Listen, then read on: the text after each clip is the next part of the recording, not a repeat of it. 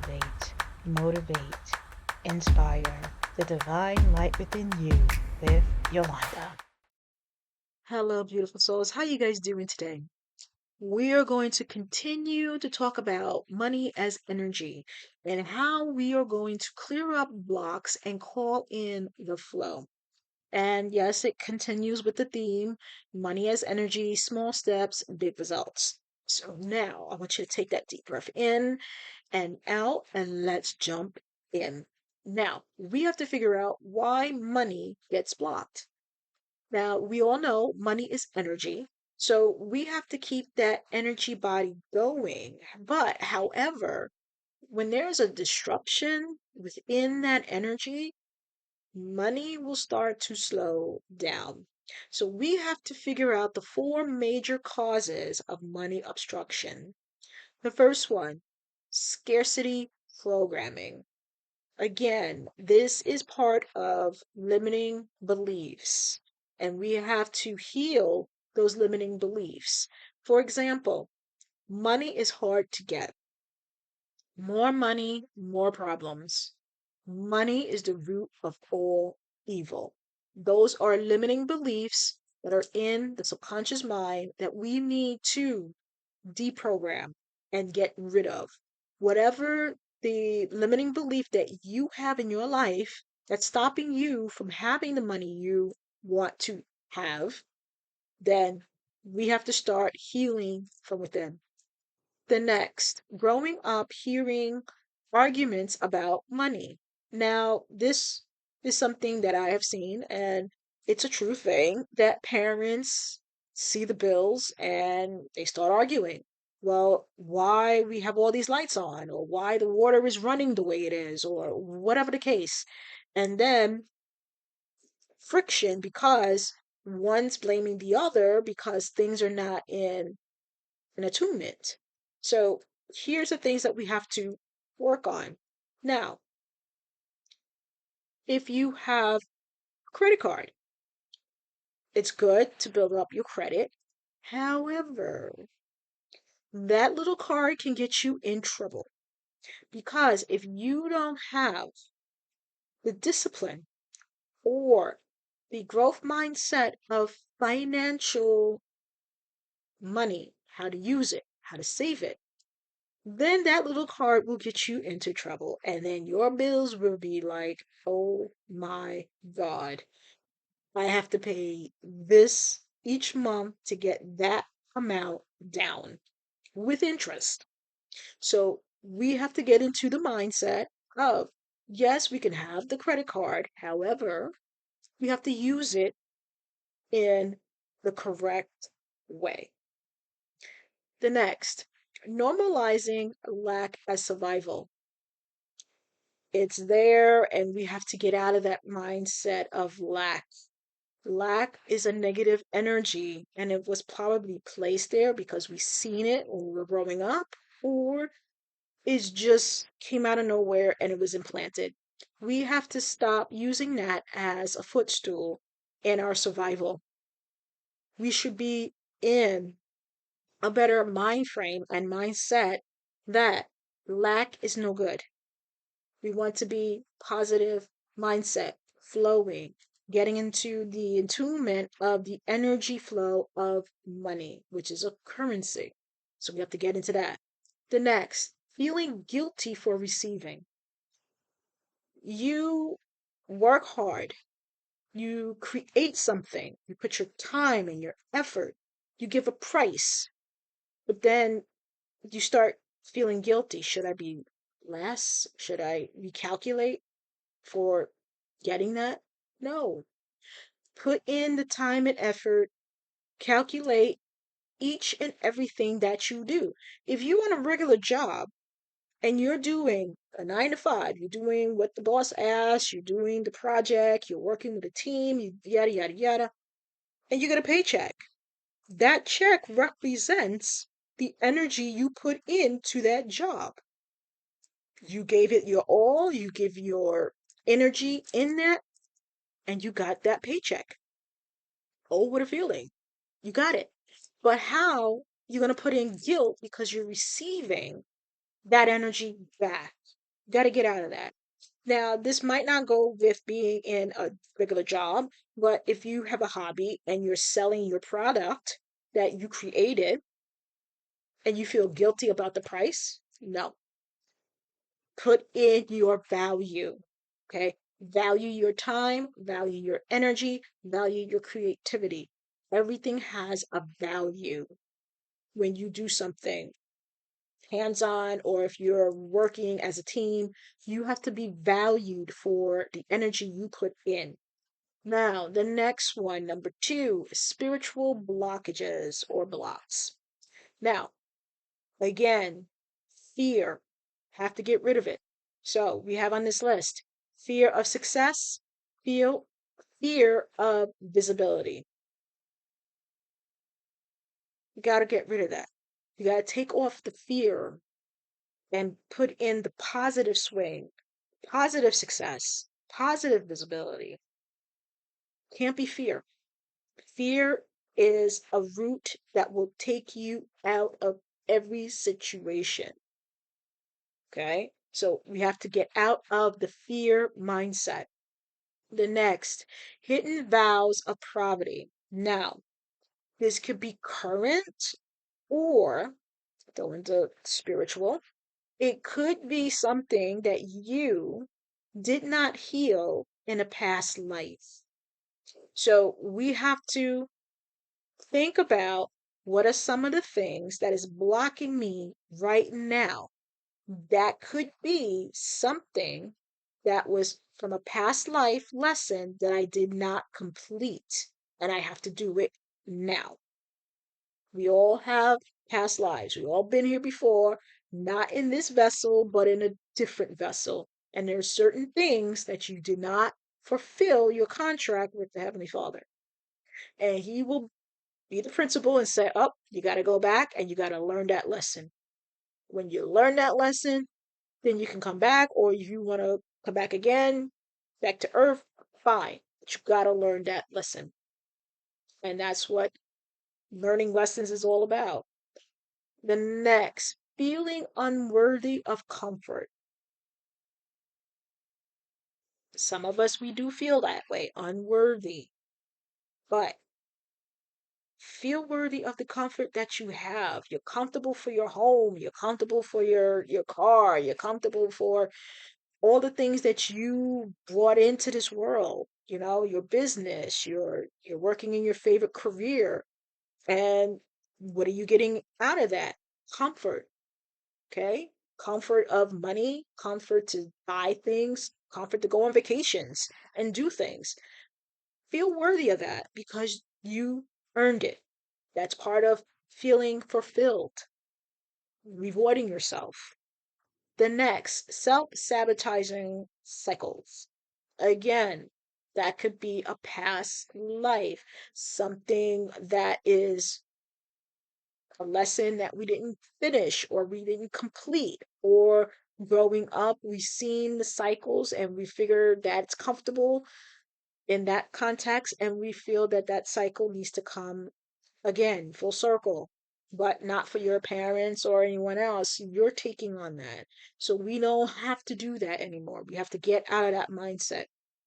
The next, carrying generational financial trauma that you have seen when you were growing up and you see your parents going through these traumas. So your mind is saying, oh, okay, that's cool. I can work with that. It's not cool. We have to break those cycles. Whatever that was generational, we have to stop it. You have to come to a close. Okay? Now, the next, number three, lack of energetic boundaries. Boundaries is good. I'm going to say it again. Boundaries are good. We need boundaries. If we don't have boundaries, people are going to walk all over you. So, here are some of the things that came up on this list about boundaries. Overgiving. It's good to give, but remember, do not overgive. Okay? Do not do things to cause you lack of energy because you're trying, to do more for others. Okay. Certain people use that as a manipulation tactic or a guilt trip. So they will try to use that to drain your energy, okay? To cause you to say yes when you are tired. That is a manipulation that is overgiving your energy. So we have to work on that. Feeling responsible for everyone. I'm guilty of that. I have this feeling of I have to make sure everybody is well taken care of. Everything is done the right way. Everything is in order. But I tend to forget me. It's like putting everybody else first before you. So I have to get out of that mind frame and mindset that I have to put myself first and then help everyone else. If you do that, you're not, again, you taking in your value for you. You're giving it away. Okay. So that intertwines with that. You have to take ownership of your feelings, your value, and you have to use that for you. Then help everyone else. Okay. Chronic undercharging. Now, this could be on both sides of the spectrum. If you have a business or if you're working with someone, undercharging your value is not good because you're cheating yourself. That's the whole bottom line. You are cheating yourself. So, what you have to do is take ownership and making sure that you value your time and your effort in what you do. Okay. I can give you an example. I was working on a blanket and I had to go get more materials. And this gentleman came up to me and he was fascinated how I was just, crocheting really fast and not skip a beat. And I'm going and going and flipping it and doing my thing. I mean, I was in my zone working. And he just came out of nowhere. Oh, that's nice. That's beautiful. How much would it cost for a king to queen size bed? I'm still, doing my thing, and I'm like 500. And then I kept going, and he was taken aback. He was like 500. I said, yeah, I'm using my hands to create it. It's not a machine. Yes, there are machines for crocheting, but these are my machines, my hands. I'm working, my thought system, and this is a well-oiled machine when it comes down with my creations. So this one lady said, "That's not bad. That's reasonable." And he was like, "Well, how can you say that's reasonable? You have to buy the skeins. You have to have time, her energy. This is like having a job. She's putting in her time, energy, skill, effort, value, all into this one little blanket that came from her mindset, not a machine. These are machines." And he was quiet. And everybody was like, "Yeah, that's a good price for that. Can I have a card? You have a business card?" And I was like, "Yeah, sure, no problem. Here you go." And got off my stop and went to Michael's and did what I had to do, and that was it. So value your time, energy, and effort. Do not undercharge it. Whether it's in writing, creating, painting, and you putting a piece out there and you're telling the price that you feel is sufficient, then that's it. Don't let people haggle. Don't let people haggle your value. Okay. The next and another boundary that we must talk about is people who want to drain your abundance. Now, this can go in platonic and romantic, so we keeping that in that cycle. But if you have someone in your field who is draining the life out of you because they like what you're doing, they see your value, they see your worth. However, they want to take. your energy, your value, your idea, and put it on, well, I created this. How you like this? And they didn't have nothing to do with it. They didn't even create it. They're just there for the ride. However, this is something that we all must do. We must understand, keep an awareness on the people who are in our energy field that want to drain our abundance or ideas or energy. So you have to look at that also. And that was on my episode about energy vampires. That came up again. All right, now the sprinkle of negative energy, black magic, or evil eye. And yes, this can directly block wealth flow. When you have an enemy who is just downright evil and don't want you to have the life you envision, or try to drain you or stop you or block you or put you in a jar, which it's true, they could do that. This is where we have to really strengthen that energy within us and around us. Now, black magic can create dense layers in our energy fields that can affect our flow, especially with money. Number one, constant delays, money slipping away. Number two. Number three, opportunities falling apart. Number four, feeling stuck no matter what you do. And number five, losing jobs, clients, or your income dries up suddenly. Okay. This is all about jealousy, hate, and envy because that person doesn't like your light. Your light irritates their demons. They give them the itchies. They need some Benadryl because they itch too much because they can't stand the fact that you are creating and doing, and they wish they could have what you were doing.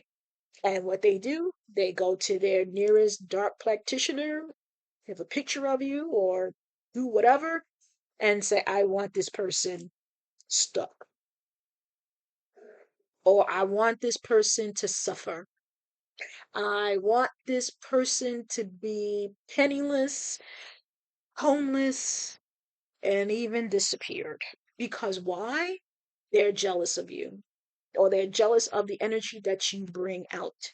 So, sorry to be raw, but I have to be truthful and authentic about this topic right here because I'm going through it. Again, having this channel, having the things in my life that I accomplish, a lot of people were jealous. Even people that don't even know, they're jealous. They see you, hi, how are you? And then they have that look. Why? I'm making money. I'm out there hitting the grindstone, going, doing, making money, coming back, doing, on a constant flow. I'm not stuck and stagnant. However, it's around. So certain things can happen during this time. They could do a feast, yeah, and monitoring spirits are here. I'm telling you right now, they don't want me to do my job, so I'm gonna do it anyway. Number one, freezer jar spells. They put you in a jar, they make it all funky, and put it in the freezer. That's one. Number two, jealous and envy attaching to your field. They want to take any kind of negative, downright horrible, disgusting, you name it, energy drawing vampires to be in your energy field, and you are in lack. You're sick. You have no flow. Everything is just going to batshit crazy. They don't want you to have the life you envision.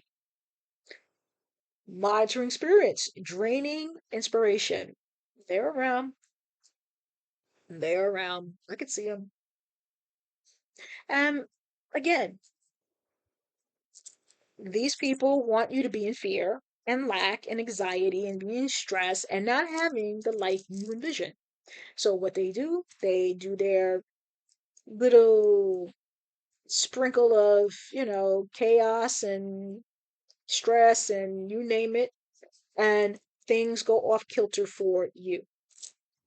Placing blockages on careers, opportunity, and visibility. Again, my channel started off great. It was a flow. I was like number 2 on the list.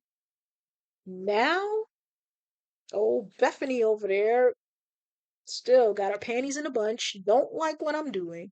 And lo and behold, trying to take away the energy flow of my podcast, the business, you name it, she's trying. She's trying.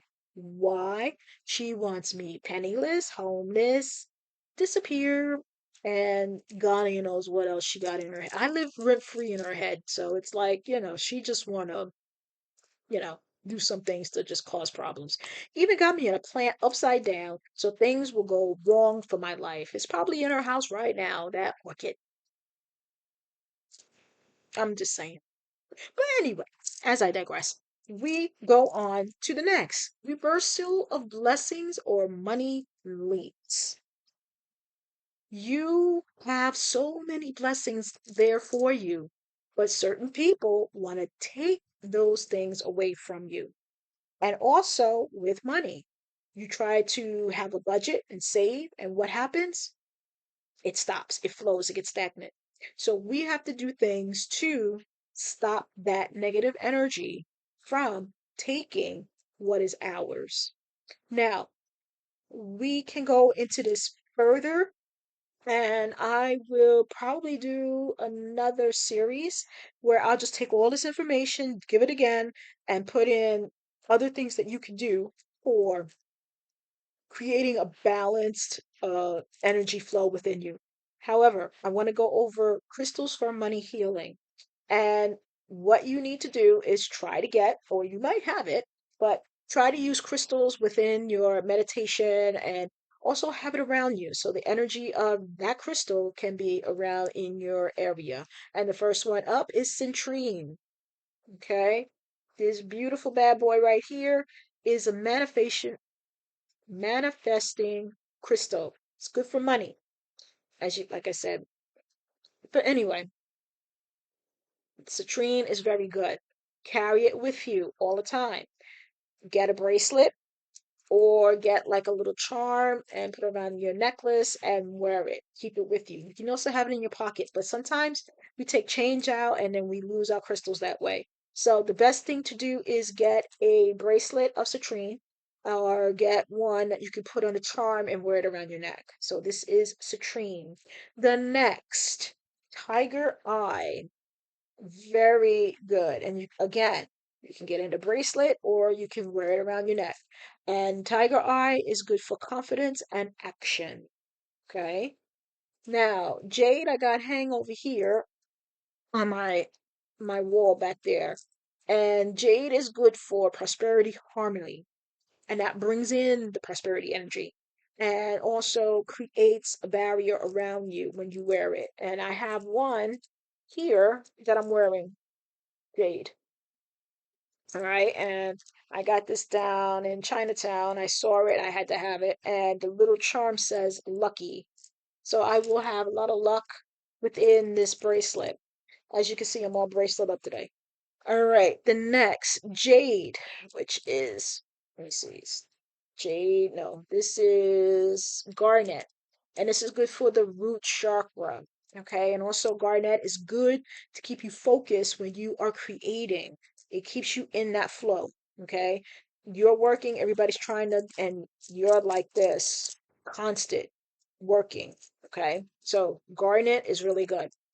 Now, green aventurine, I don't have, but that's good for opportunity and luck. And pyrite, which is in my bag, and that is wealth and it's like a magnet. It pulls in the wealth. So that is also good about healing and bringing in prosperity and abundance. So now you have that list. Now I am going to do probably another that will give you more information about this area, but I'm going to stay on the task because I don't want to miss out on any information that I have to give you. And also, since next week is Thanksgiving, I cannot believe it. I will try to do a back to back episode so you have all the information, hopefully this week. And next week is a free week, so you can travel and do whatever you have to do. But remember, is on Instagram, YouTube, Spotify, Apple, you name it, is all out there. So when you get a chance, just plug in the ear pods and just listen to the information and also just, take in what you need. All right, I gotta go for the next, like I said, next episode. So I will see you guys and have a wonderful Thanksgiving. Enjoy that day with family and friends and be thankful that you have an amazing life ahead of you. All right, guys, take care. God bless. And I will see you next time. Bye bye.